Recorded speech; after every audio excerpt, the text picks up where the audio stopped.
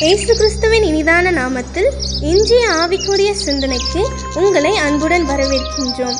இப்போதும் ஒரு பாடலுக்கு பின்பு உங்கள் சிந்தையை தெளிவிக்கும் ஆவிக்குரிய செய்தியை கேட்கலாம்.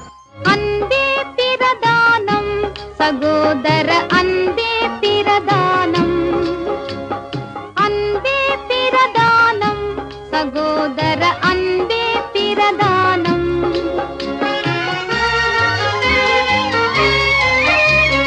பண்புரு ஞானம், பரம நம்பிக்கை, இன்ப விசுவாசம், இவைகளிலெல்லாம் அன்பே பிரதானம், சகோதர அன்பே பிரதானம். ஆண்டவர் இரட்சகருமாக இயேசுவின் இனிதான நாமத்தினால் உங்களை வாழ்த்துகிறேன். கர்த்தர் கிருபையை மீண்டும் ஒரு நாளை கொடுத்திருக்கிறார். இந்த நாள் நம்முடைய ஆவிக்குரிய சிந்தனைக்காக கலாத்தியருக்கு எழுதின நிருபம் 5ஆம் அதிகாரம் 14-15 நான் வாசிக்கிறேன். உன்னிடத்திலே அன்பு கூறுவது போல பிறனிடத்திலும் அன்பு கூறுவாய என்கிற இந்த ஒரே வார்த்தையிலே நியாயப்பிரமாணம் முழுவதும் நிறைவேறும். நீங்கள் ஒருவரை ஒருவர் கடித்து பட்சித்தீர்களானால் அழிவீர்கள். அப்படி ஒருவரில் ஒருவர் அழிக்கப்படாதபடிக்கு எச்சரிக்கையாயிருங்கள். ஒருவர் அன்பு கூற வேண்டும் என்று ஆண்டவர் சொல்லுகிறார்.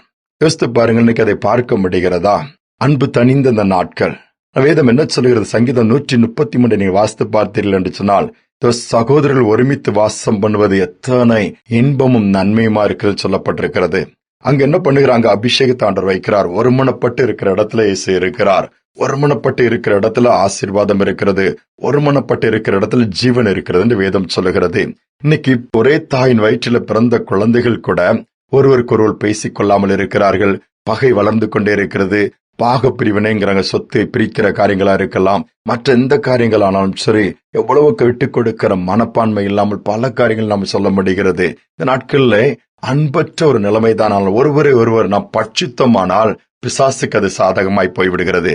பிசாசானவன் அதைத்தான் சொல்கிறான். பொய் சொல்லுவான், மோத விடுவான், அவன் திருடன், திருடவும் கொல்லவும் அழிக்கவும் வேறொன்றுக்குமே வாரான், அதற்கு தான் வருகிறான் என்று வேதம் தெளிவாக சொல்லுகிறது.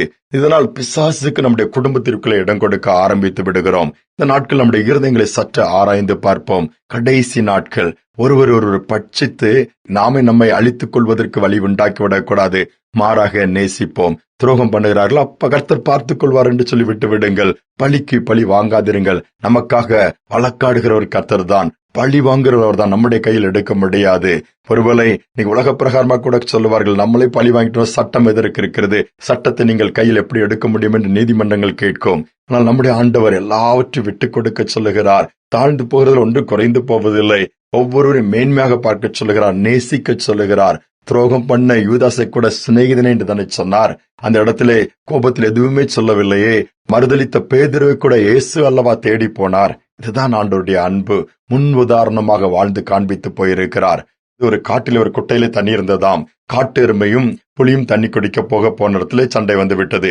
இரண்டும் ஆக்ரோஷமாய் மோத ஆரம்பித்து விட்டது. இது இப்படி மோதிக்கொண்டிருக்கும்போது இரண்டும் தண்ணியும் குடிக்கவில்லை. அந்த சண்டை வேகமாய் நடக்கும் பொழுது அந்த மரத்தின் மேலே கழுகுகளும் அதன் குஞ்சுகளும் உட்கார்ந்திருக்கிறது. அந்த கழுகு சொல்லலாம், கொஞ்ச நேரம் பொறுமையாக இருங்கள், இன்னைக்கு நமக்கு விசேஷமான சாப்பாடு ரெடியா இருக்குதுன்னு சொல்லி அந்த கழுகு தன் குஞ்சுகளுக்கு சொல்லிக் கொண்டிருந்ததாம். இதை இந்த இரண்டு மிருகங்களும் அந்த புலியும் காட்டெருமை கேட்டதாம். கேட்ட உடனே இந்த சண்டை நின்று அப்படியே ஸ்டன்னாகி நின்றுட்டு இருக்குது. அந்த வார்த்தையில கேட்ட உடனே அந்த இரண்டு மிருகங்களுக்குள்ளும் கொஞ்சம் அறிவு வந்து விட்டதாம். புலி யோசிக்க ஆரம்பித்ததாம், நாம் சண்டை போட்டு இதுல மரித்தோமானால் அந்த கழுகுக்கு அல்லவா இரையாக போகிறோம். அந்த எருமையும் அதே வண்ணமாக நினைத்ததாம். இரண்டும் உடனே சமாதானமாக தண்ணீரை குடித்து விட்டு தன் வழியில பிரிந்து போய்விட்டதாம்.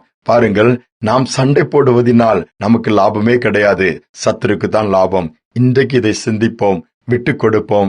விரோதமா பேசுகிறார்களா, பேசிட்டு போட்டோம். புரிந்து கொள்ளவில்லையா, பரவாயில்லை, என்னை புரிந்து கொள்ள வேண்டும் என்று சொல்லி நீங்க மண்டையை போட்டு உடைத்துக் கொண்டு இருக்க வேண்டாம். ஆண்டவர் சமூகத்துல வைங்க.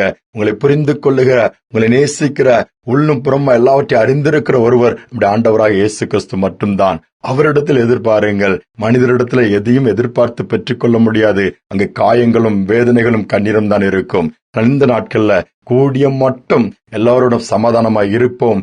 கூடிய மட்டும் விட்டுக் கொடுப்போம், நேசிப்போம். கர்த்தர் நமக்கு போதுமானவராய் இருப்பார். ஜெபிப்போம். அன்பின் தகப்பனே, இந்த நல்ல நாளை கொடுத்ததற்காய் ஸ்தோத்திரம் அப்பா. இந்த நாட்களிலும் கூடப்பா நாங்கள் சண்டை பண்ணுகிறவர்களா இல்லாமல் விட்டு கொடுத்து ஒவ்வொருவரையும் நேசிக்க நீங்கள் உதவி செய்யுங்க. எங்களுக்குள்ள இருக்கிற கசப்புகளை எடுத்து போடுங்கப்பா. எல்லா காயங்களை ஆற்றுங்க. ஒருவேளை கேட்டுக்கொண்டிருக்கிற பிள்ளைகள் பல ஆண்டுகளாய் பலரிடம் பேசாமல் இருக்கலாம். பல ஆண்டுகளாய் பிரிந்திருக்கலாம், பல ஆண்டுகளாய் அப்பா இந்த காயங்கள் ஏற்பட்டு கண்ணீரோடு கூட இருக்கலாம். அப்பா சின்ன சின்ன காரியங்களுக்காக இந்த எல்லாவற்றையும் காயங்களை ஆற்றி தேற்றி இந்த நாளிலும் கூட நீர் கூட இருந்து ஒவ்வொருவரையும் நடத்துவீராக. மனஸ்தாபங்களை எடுத்து போடுங்க, சந்தோஷப்படுத்துங்க, பெரிய காரியங்களை செய்யுங்க. துதிகன மகிமையெல்லாம் செலுத்துகிறோம் இயேசுவின் நாமத்தில் வேண்டிக் கொள்கிறோம் நல்ல பிதாவே, ஆமேன் ஆமேன்.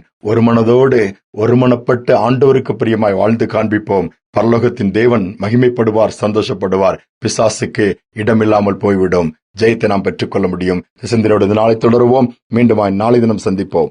இது சகோதரர்கள் ஒருமித்து வாசம் பண்ணுகிறது.